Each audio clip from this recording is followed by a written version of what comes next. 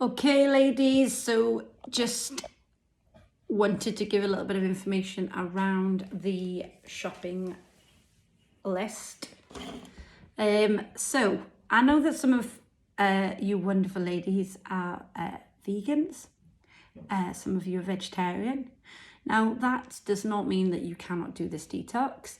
All the paperwork talks around, obviously, meat proteins, but the thing is, the way that you eat now anyway, I would hazard a guess you know what you're going to have as your alternate anyway, for your protein intake.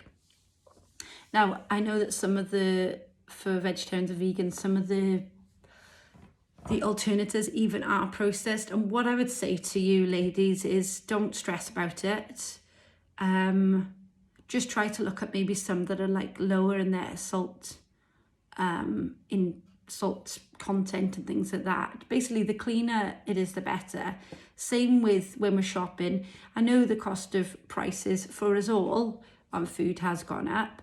So the program does encourage organic. And the reason why we encourage organic is because, again, there's been no tampering with that animal with trying to kind of boost its or even the foods, even the stuff that's grown, the vegetables that grown, there's nothing to boost like its appearance and things like that. It's all very natural, all from the moment it's grown, and obviously what the animal and how it's looked after, even with medication and things like that. So it does encourage organic, because there is also proven information out there that organic food is better for our bodies anyway, but I really wouldn't stress about it.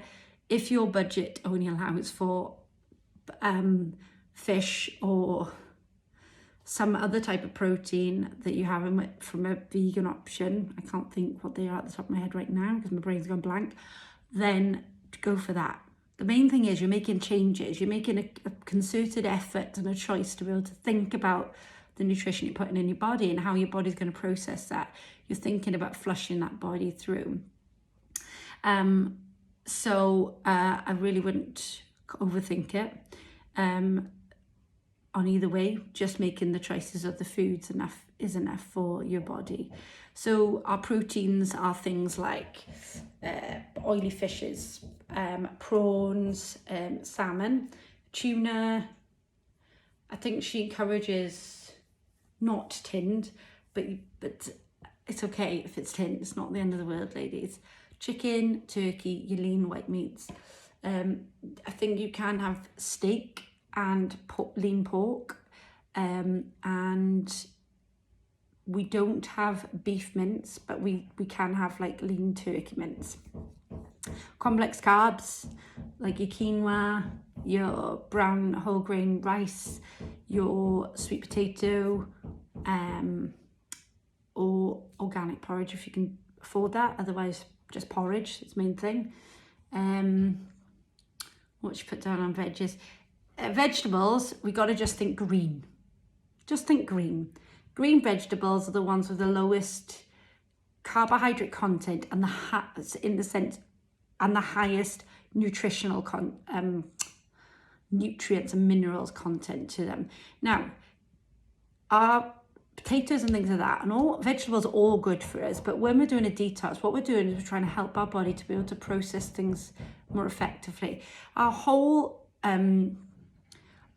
body is governed, our whole body is set up to have two kind of like channel systems in them, is really like I like to think of it. You've got your blood flow system, which is your cardiac system, and then you have another system called your lymphatic system.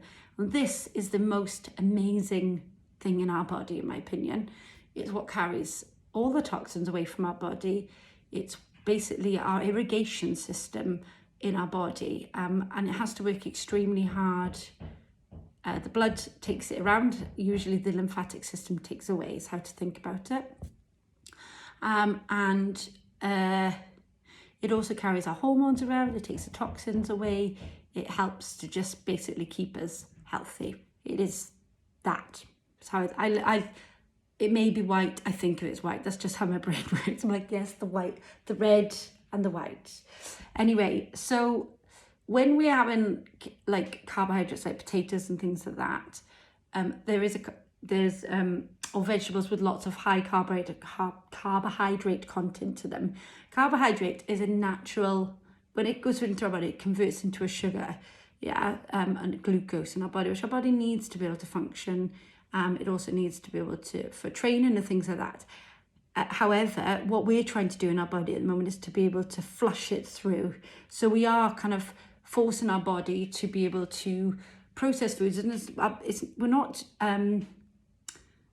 we're not punishing our bodies. We're actually giving it a healthy flush through, is how I'd describe it.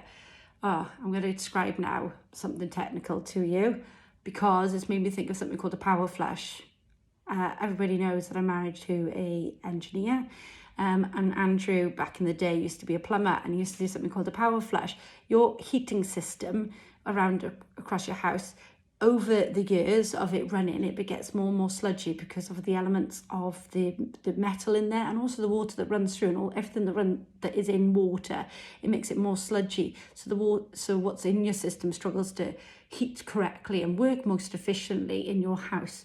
And so you have a power flush, it use like some sort of wash or chemicals in this flush system, and it literally kind of like flushes right way through the system, gets out anything that's been clogged up or blocked back or sludgy in your system. It's horrible, but it's amazing. The system is so efficient afterwards. And that's the same way that we need to be thinking about what we're doing with this detox. So back to what we're eating. Lots of green vegetables. Just think, when you're going on a food shop, think green. If it's green, it's good. If it's like got colour to it, you can have those, but those are on, you'll see what days what we having those on. So things like carrots, parsnips, brain's gone blank, berries, things like that, stuff like that, they've got a lower sugar content, or bananas, things like that. Those are all wonderful vegetables, wonderful fruits, but they do have a higher carbohydrate content to them. And we can have those in our shopping list, but not too much of them, because we are cycling through a week on low carb, moderate carb and high carb. Do you remember? Now, the high carb day, I literally get like the most exotic fruits in those days that have a really high like natural sucrose level to them, because it's just amazing. My body's like, whoa.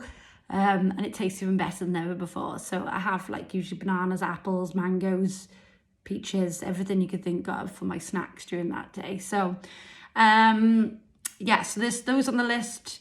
Berries, the fruits that we eat throughout the whole week are your berries. Just think fruits if it says berry, that's the one you can have basically.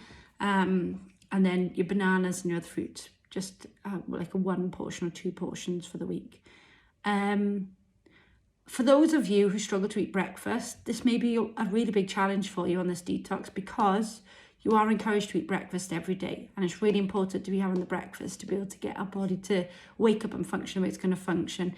Now, if you are not used to eating breakfast, then don't overstress it. Just do a little change, something small in that. Now, what I would say is the type of breakfast that we're encouraged to eat are not heavy anyway.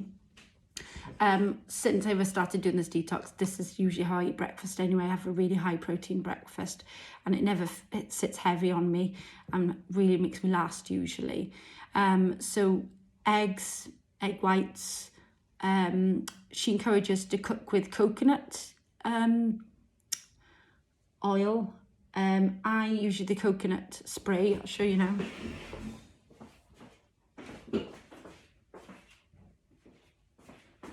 This is how I cook anyway, normally. Now, I do have olive oil, but I don't use it so much, even still. But you can have coconut oil, like when it's in a jar. Again, that's really good. It's really, really, really, really good for our bodies. But it depends how you want to cook. I'm not a fan with the coconut. We just scoop it out, so I prefer that. Make sure your pantry is stocked with lots of herbs and spices to add your flavourings. One really good thing, because obviously we're not putting even balsamic vinegar or anything like that on our salads, is make sure you've got some lemons and limes in to kind of like squirt over your salad. It makes all the difference in the world. It stops it from being like, my husband calls it bunny food. but I quite like it. But it can get a bit boring when you've had it, like if you've maybe towards the end we have like 2 low carb days together. So I would get some anything like that, and anyone has any other ideas, then please post them on the group, because that helps us to be able to like be inventive with our lunches particularly. No cheese, unfortunately. And if you're like me, I love cheese, but I've made up for it this Christmas, so it's okay. I'm ready to not have the cheese. So we won't be having cheese in there. Same with like olives, because they have gone through a process to a certain extent. So unless you got your own olive tree, no olives.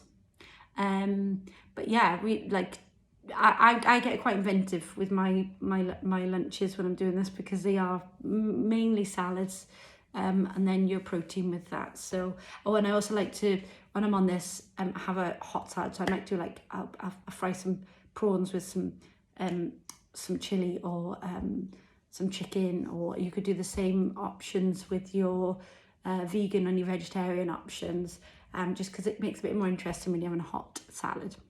So that's about it. And then she says bottled water, but for those who are environmentally conscious, just a bottle and fill it up with water. Or if you've got a few bottles, fill them up, keep them in the fridge so it's cold if you like cold water.